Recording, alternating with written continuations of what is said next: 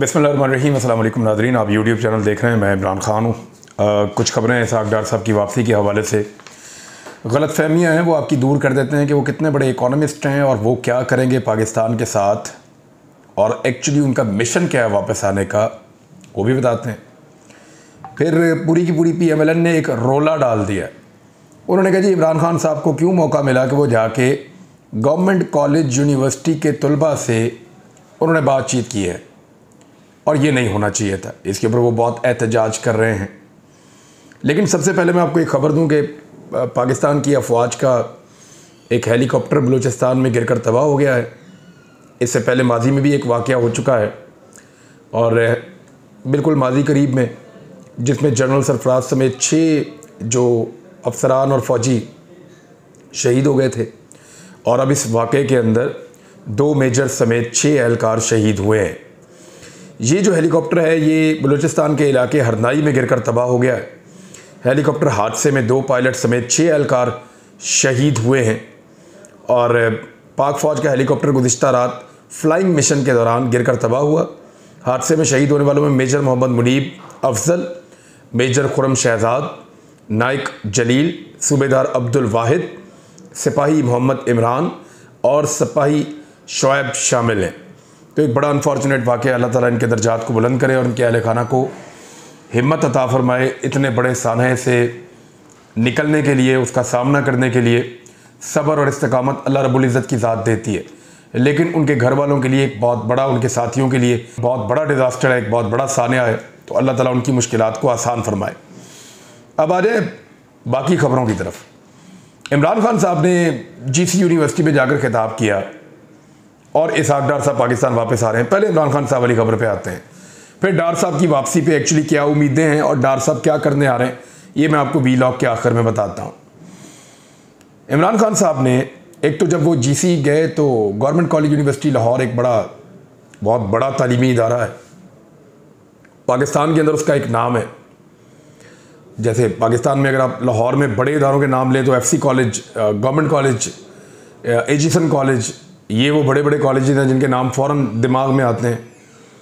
अब नए बहुत सारे आ गए हैं, और लम्स है, बड़ी ज़बरदस्त यूनिवर्सिटी है, और भी दीगर बहुत सारे इदारे काम कर रहे हैं। लेकिन इमरान खान साहब जब वहाँ पे गए तो तलबा ने बड़ा शानदार और पुरतपाक उनका इस्तकबाल किया, और बड़े ज़ोरदार तरीके से उनका इस्तकबाल किया, और तलबा इमरान खान साहब को बड़ा शानदार तरीके से रिस्पॉन्ड भी कर रहे थे।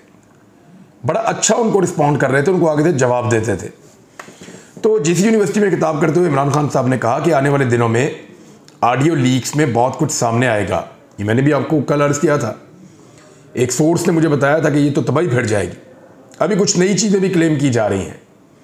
यानी एक क्लेम ये आया है कि एक ऑडियो ऐसी है जिसमें मरीम नवाज़ अपने अब्बू को बता रही हैं बरतानिया में कि इलेक्शन कमीशन जो है वो इमरान खान को नाअहल कर देगा, इसकी यकीन दहानी करवाई गई है।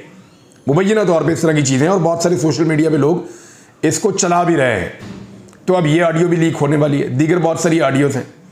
कुछ लोग ये कहते हैं कि जो बोली कल शुरू हुई थी 5 अरब रुपए से, कि आप ये ऑडियो लीक का सिलसिला बंद करें, 5 अरब आप हमसे ले लें, वो अब 10 अरब रुपए तक कुछ लोग कहते हैं कि पहुँच गई हैं, और अभी भी नेगोशिएशंस चल रही हैं। लेट्स सी वहाँ पर क्या होता है। लेकिन शहबाज शरीफ साहब चाहते हैं कि इसकी इंक्वायरी हो, एक GIT बने, और पता चले कि उनके वज़ीर-ए-आज़म ऑफिस की ऑडियोज़ क्यों लीक हुई हैं। इसमें एक चीज़ याद रखिएगा, अंसार अब्बासी साहब हों, सलीम साफ़ी हों, हामिद मीर हों, या और बहुत सारे इसी कैटेगरी के जो सहाफ़ी हैं जिनका सारा का सारा जो है मामला रवायती पॉलिटिकल पार्टीज़ के साथ जुड़ा हुआ है, और वो पीपल्स पार्टी को और PMLN को हमेशा से सपोर्ट करते हैं, उनके लिए गुंजाइश पैदा करने की कोशिश करते हैं, उनको बुरे हालात में सपोर्ट करते हैं। उन लोगों ने थोड़े दिन पहले जो चंद ऑडियोज़ आ रही थी, एक साकिब निसार साहब की आई थी, फिर एक ऑडियो थोड़े दिन पहले एक और आई जिसके अंदर वज़ीर ख़जाना पंजाब और वज़ीर ख़जाना खैबर पख्तूनख्वा ये बात कर रहे थे शौकत तरीन साहब के साथ, जो इमरान खान साहब की माशी टीम के हेड हैं और साबिक वज़ीर ख़जाना भी रह चुके हैं वफाकी। तो इनके साथ जो बात कर रहे थे, इसके ऊपर जब ऑडियो आई लीक होकर, तो इस पर उन्होंने बड़ा ववेला किया, बड़ा शोर मचाया। इंक्वायरियाँ होनी चाहिए, गद्दारी के पर्चे होने चाहिए, मुकदमा दर्ज करो इनके ऊपर, पकड़ो इनको। फॉरेंसिक करवाने के बाद इन सब के ऊपर पर्चे, supreme court of Pakistan notice ले, सब किया गया था। अभी मुल्क का वज़ीर-ए-आज़म और वज़ीर आज़म का ख़ानदान किस तरीके की कार्रवाइयाँ डाल रहा है और किस तरीके से ऑडियोज़ निकल कर आ रही हैं कि जो फैसले होने हैं स्पीकर के पास वो फैसले हो रहे हैं चंद लोगों के बीच में। जो करना है इलेक्शन कमीशन ऑफ पाकिस्तान ने वो पहले से तय हो रहा है कुछ जगहों पर बैठ के। तो ये सौदेबाजियाँ और ये सारी चीज़ें, इनके ऊपर वो तमाम दानिश्वर बिल्कुल खामोश हैं और बात करने पर भी तैयार नहीं है। तो वो बेशक खामोश रहें, लेकिन सोशल मीडिया और उसकी ताकत मौजूद है और जब तक मौजूद है तब तक वहाँ पे कोई मामला छुप नहीं सकता। अब मरियम नवाज बता रही है कि इलेक्शन कमीशन कह रहा है कि इमरान खान को तोशा खाना पर डिस्क्वालीफाई कर दूंगा। ये इमरान खान साहब कह रहे हैं जीसी यूनिवर्सिटी में, कि मरियम नवाज एक ऑडियो में ये कह रही हैं कि इलेक्शन कमीशन कह रहा है कि इमरान खान को तोशा खाना पर डिस्क्वालीफाई कर दूंगा। हमारी हुकूमत साजिश के तहत ख़त्म करके चोरों को इक़्तिदार में लाया गया। नाज़रीन, अगर आपको वो ऑडियोज़ कहीं सुनने को मिल जाए ना जिस वक्त रजीम चेंज ऑपरेशन हो रहा था और उसमें कौन कौन क्या क्या किरदार अदा कर रहा था, वो कौन था जो ये भी कर रहा था, वो भी कर रहा था, वो भी कर रहा था, और किस तरह अंधाधुंध जो है वो कार्रवाई डाली जा रही थी, वो ऑडियो आप सुन लें तो आपके कानों से धुएं निकल आएंगे। तो बड़ा अनफॉर्चुनेट है, पाकिस्तान में कुछ चीज़ें निकलती हैं और कुछ कभी नहीं निकलती। बहरहाल ये है गलत, जो निकालने वाले हैं वो कभी ठीक काम नहीं कर रहे होते, लेकिन बार बार कर रहे होते हैं। और एक्सपोज कौन होते हैं? पॉलिटिकल लोग। निकालने वालों की खुद की कभी नहीं निकलती। अगर निकालने वालों की अपनी ऑडियोज़ निकल आए ना, पाकिस्तान का मसला ही हल हो जाएगा। भारत हमारी हुकूमत को साजिश से ख़त्म करके चोरों को इक़्तिदार में लाया गया, ये इमरान खान साहब ने कहा। इम्पोर्टेड हुकूमत ने कौम को बदतरीन महंगाई में धकेल दिया है। इसहाक डार साहब के बारे में उनका कहना था कि इसहाक डार को वापस बुलवाया गया है। वो हमारे नहीं बल्कि नून लीग के दौरे हुकूमत में भागा था जब नैब की जानिब से तफ्तीश के दौरान जवाब नहीं दे पा रहा था। अब तो नैब में वो केसेस ही ख़त्म हो रहे हैं, तो डार साहब का क्या मसला है? वो आ जाएं, उनको तो जवाब देना था सिर्फ कि शरीफ खानदान के लिए आपने मनी लॉन्ड्रिंग कैसे की है। उनका एतराफ़ जुर्म मौजूद है, आज तक कोई उनका बाल भी नहीं उखाड़ सका। इसहाक डार को डील के तहत वापस लाया जा रहा है, ये इमरान खान साहब ने कहा।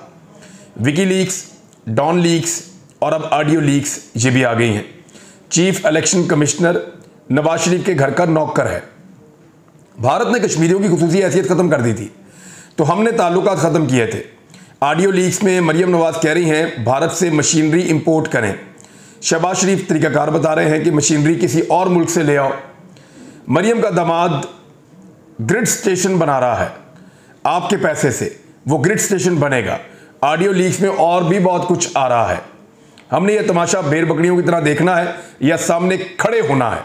जो कौम हक और सच पर खड़ी नहीं होती उसका मुस्तकबिल नहीं होता।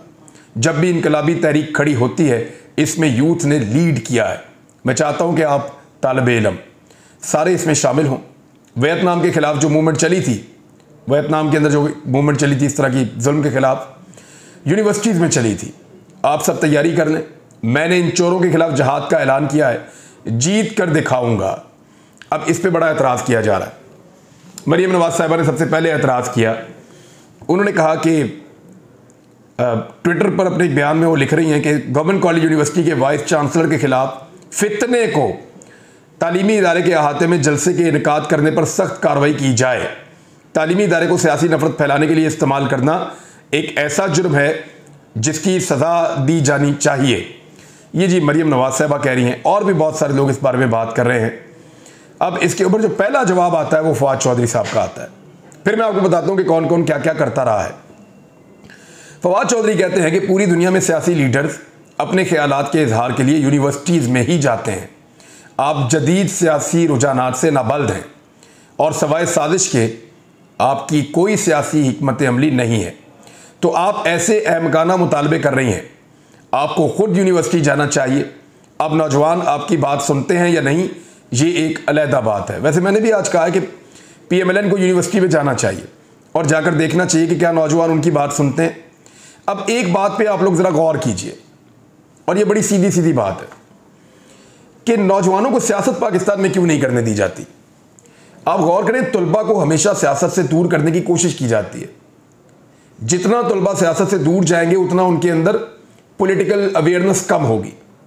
जितना वो सियासत के अंदर रहेंगे उनके अंदर उतना ही ज़्यादा एतमाद पैदा होगा और वो एक दूसरे को कायल करने की और दलाइल देने की कोशिश करेंगे। आहिस्ता आहिस्ता लड़ाई से दूर जाएंगे और वो पॉलिटिकल एक्टिविटीज़ के अंदर ज़्यादा सीखेंगे कि दूसरे को कन्विंस कैसे करना है। बहस व मुबाहिसा कैसे करना है, ये बहुत ज़रूरी है। लेकिन पाकिस्तान की एस्टेब्लिशमेंट और पाकिस्तान की रवायती सियासी जमातें वो ये बात तय कर चुकी हैं कि तलबा को सियासत में नहीं आने देना। वजह यह है कि तलबा सवालात पूछने के आदी होते हैं और उनके पास यानी सवालात भी होते हैं और टाइम भी होता है। तो अगर ये फोर्स खड़ी हो गई तलबा की तो ये एक बहुत बड़ी मुसीबत बन जाएगी। इनको जवाब कौन देगा और इनको हैंडल कैसे करेंगे। इमरान खान साहब जब गए तो वो नज़र आ रहा था, PMLN ने हमेशा से मुखालफत की है कि तलबा को तो बिल्कुल सियासत में नहीं आने देना।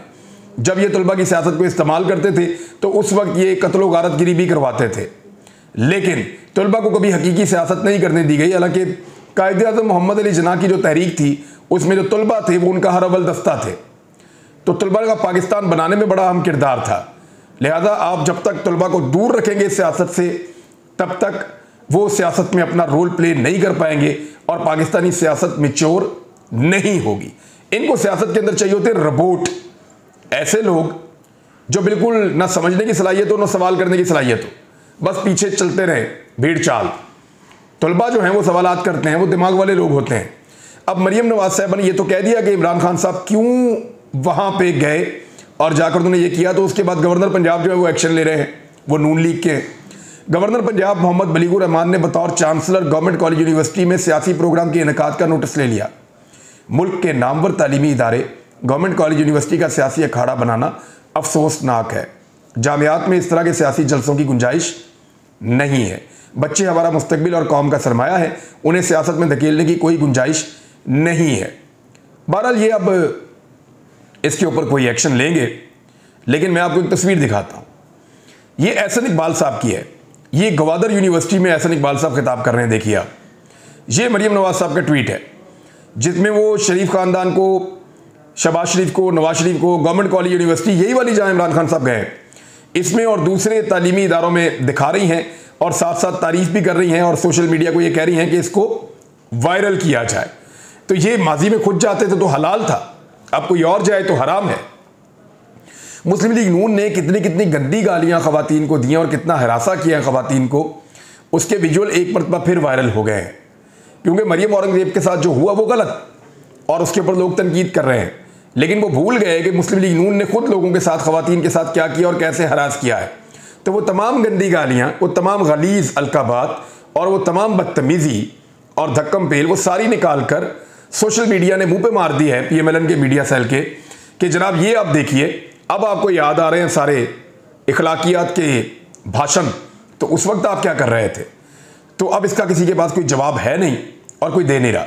इसहाक डार को लाने के दो मतलब हैं। नंबर एक, इसहाक डार को लाकर कोई काम पूरा करवाना है। नंबर दो, मिफ्ता इस्माइल की नाकामी का एतराफ़ कर दिया गया है कि मिफ्ता इस्माइल कामयाब वज़ीर ख़जाना नहीं था या वो कंट्रोल में किसी और के था, इस हुकूमत के कंट्रोल में नहीं था। आर्मी चीफ ने जो बातें बता रखी हैं माजी में इसहाक डार के हवाले से, वो बहुत अहम है और बहुत सारी चीज़ें वो माजी में कह चुके हैं। और जावेद चौधरी साहब ने भी एक कॉलम इस पर लिखा था, उसकी कुछ चीज़ें हैं वो अगर आप देखें तो।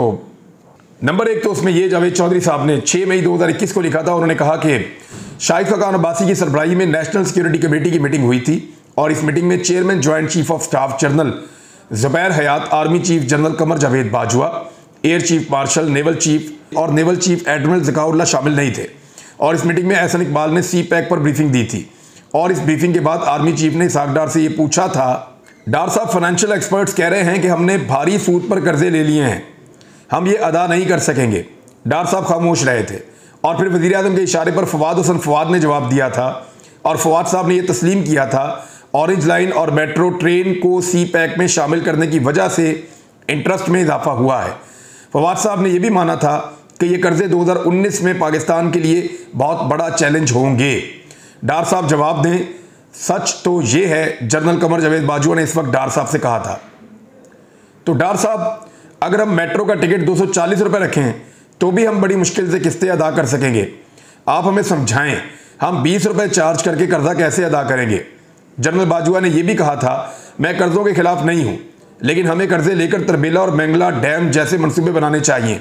ये 5-7 साल में अपनी कास्ट भी पूरी कर लेते हैं और मुल्क को भी लॉन्ग टर्म फायदे होते हैं। हम 240 रुपये का टिकट बेच कर ये कर्जा कैसे उतारेंगे। डार साहब इस वक्त अपना चेहरा कभी दाएं घुमाते थे, कभी बाएं घुमाते थे।